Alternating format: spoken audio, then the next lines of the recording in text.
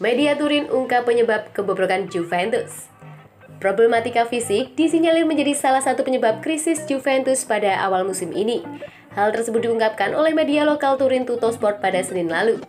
Tuttosport menulis kalau problem paling genting dalam tim Bianconeri sekarang ini adalah kondisi fisik para pemain mereka yang drop karena komitmen di berbagai kompetisi dan pemanggil tim nasional terutama bagi pemain-pemain Amerika Latin. Para pemain Juventus dikatakan tak punya tenaga di tangki bensin untuk menunjukkan kualitas bertarung yang menyamai keunggulan kualitas teknik para pemain mereka. Juve disebut tak berlari cukup dalam pertandingan karena kondisi fisik para pemain mereka sudah terkuras.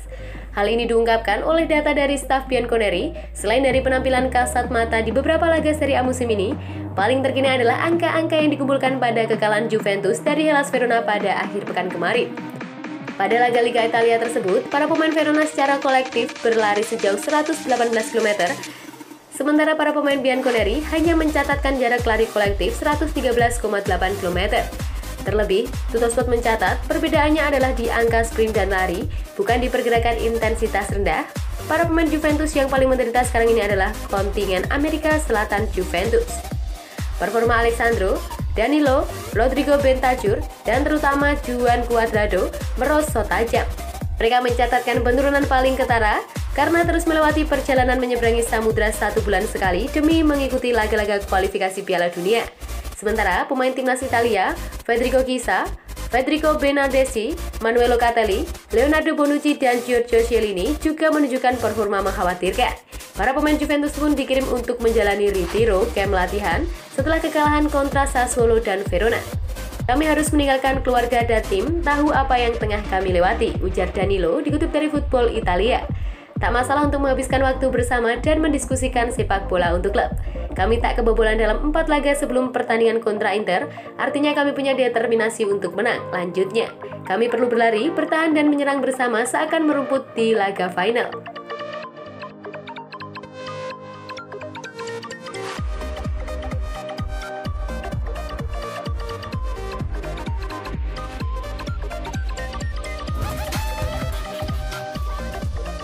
Juventus pakai 3 back. Begini starting 11 yang mungkin bakal dipakai Allegri. Allegri cukup familiar dengan format tersebut pada periode pertamanya melatih Juventus. Namun, seperti yang diketahui, materi pemain Juventus yang sekarang berbeda dari masa kepelatihan Allegri dulu. Lalu, bagaimana penampilan starting 11 Juventus kalau Allegri menggunakan format 3 back lagi? Kira-kira begini bentuknya.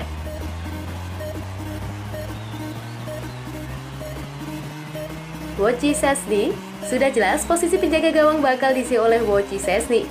Mattia Perin sudah diberikan kesempatan untuk merebut posisi kiper utama, namun kekalahan di laga kontra Sassuolo membuat Allegri mau tak mampu mempercayakan peran kepada Szczesny lagi.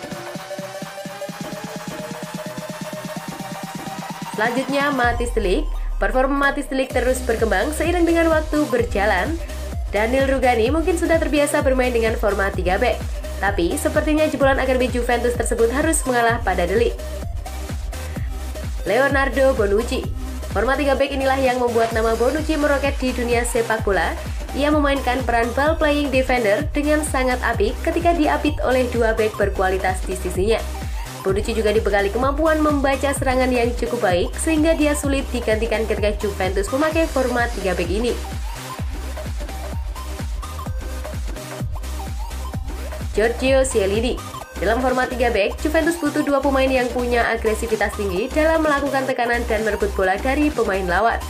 Dan tidak bisa dimungkiri bahwa dalam peran tersebut, Chiellini adalah satu pakar terbaik di dunia sepak bola saat ini.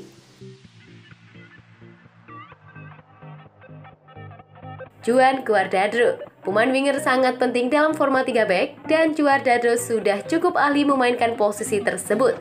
Ia memiliki kemampuan bertahan dan menyerang yang sama baiknya dan bisa menjadi aset penting dalam formasi ini. Manuel Locatelli, pemain yang direkrut dari Sassuolo ini bisa memainkan peran sebagai pengatur serangan. Performa Rodrigo Bentancur saat ini berada di bawah standar Arthur Melo, rawan blunder sehingga cuma Locatelli yang paling pas untuk memainkan peran krusial ini. Adrien Rabiot cukup sulit untuk menemukan siapa yang mendampingi Locatelli di lini tengah. Weston McKennie punya atribut yang lengkap, tapi kemampuan Adrien Rabiot sebagai gelandang box-to-box pun cukup mumpuni. Dengan mempertimbangkan faktor pengalaman, maka kami memilih Rabiot untuk posisi ini.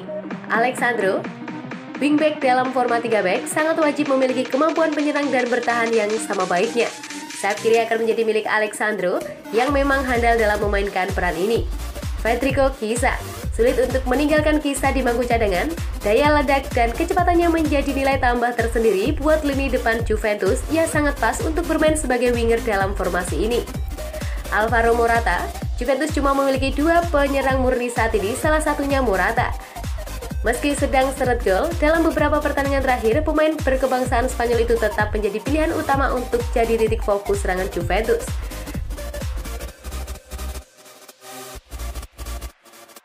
Paulo Dybala adalah sumber kreativitas utama Juventus saat ini. Pemain asal Argentina tersebut memiliki akurasi tembakan yang cukup apik dan mampu bergerak lebih luas ketimbang Chiesa. Jadi, sudah pasti Dybala wajib dimasukkan dalam starting 11 Juventus. Ketika berbicara soal 3 back, Juventus identik dengan formasi 3-5-2 karena selain back, 3 gelandang juga menjadi alasan mengapa formasi 3-5-2 selalu bisa menjadi solusi ketika mereka sedang membutuhkan hasil bagus. Namun formasi 3-4-3 yang paling cocok buat skuad Juventus sekarang. Kalau menggunakan 2 penyerang, maka salah satu dari Chiesa, Morata, dan Dybala harus dikorbankan. Buat Juventus yang sedang seret gol saat ini, 3 striker terbaiknya wajib dimainkan bebarengan. Chiesa sejatinya mampu untuk dimainkan sebagai wingback, tapi potensi terbaiknya keluar saat difokuskan sebagai tukang gedor pertahanan lawan ketimbang bertahan. Cuadrado lebih mumpun ketimbang Chiesa, walau kemampuan bertahan pun so-so, jadi formasi 3-4-3 sangat cocok buat materi saat ini dan seharusnya bisa memberikan kestabilan untuk Juventus.